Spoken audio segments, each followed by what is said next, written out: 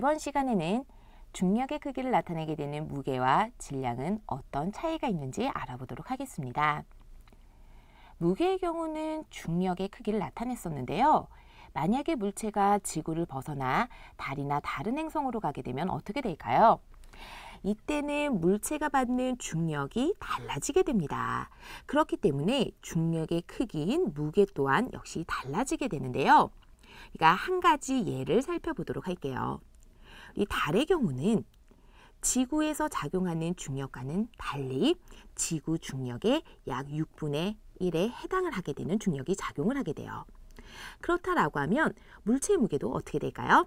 역시 지구에서 보다 더 작아지게 될 거고요. 이때 중력의 크기와 마찬가지로 약 6분의 1배로 바뀌게 됩니다. 그런데 이렇게 무게가 줄었다라고 하더라도 그 물체의 양은 달라지지 않게 되죠. 그래서 이처럼 장소에 따라서 달라지지 않는 물체의 고유한 양을 나타내는 것을 바로 질량이다라고 하게 돼요. 즉, 어떤 물체의 무게는 중력의 크기에 따라서 달라질 수가 있지만 질량의 경우는 중력과 관계없이 항상 일정한 값을 갖게 됩니다. 자, 그럼 무게와 질량은 각각 어떻게 나타낼 수가 있을까요?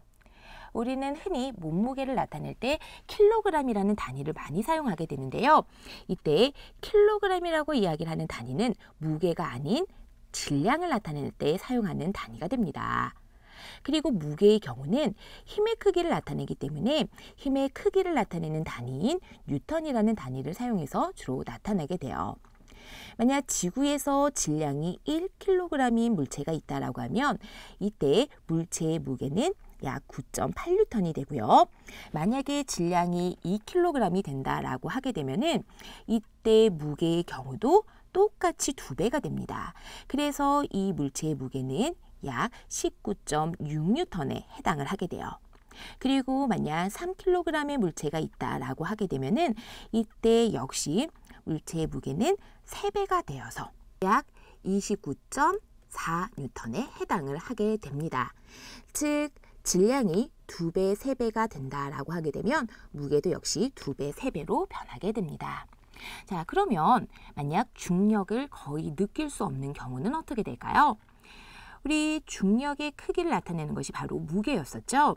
그래서 중력을 거의 느낄 수 없다라고 하게 되면은 물체의 질량과는 관계없이 무게가 0N에 가깝게 측정되는 것을 살펴볼 수가 있습니다. 이처럼 무게와 질량은 서로 다른 양을 나타내기 때문에 일상생활에서 이들을 측정하는 도구도 역시 다른데요. 무게의 경우는 주로 용수철 저울이나 가정용 저울 등을 이용해서 측정하게 되고요. 그리고 질량의 경우는 윗접시 저울이나 양팔 저울 등을 이용해서 측정을 하게 됩니다.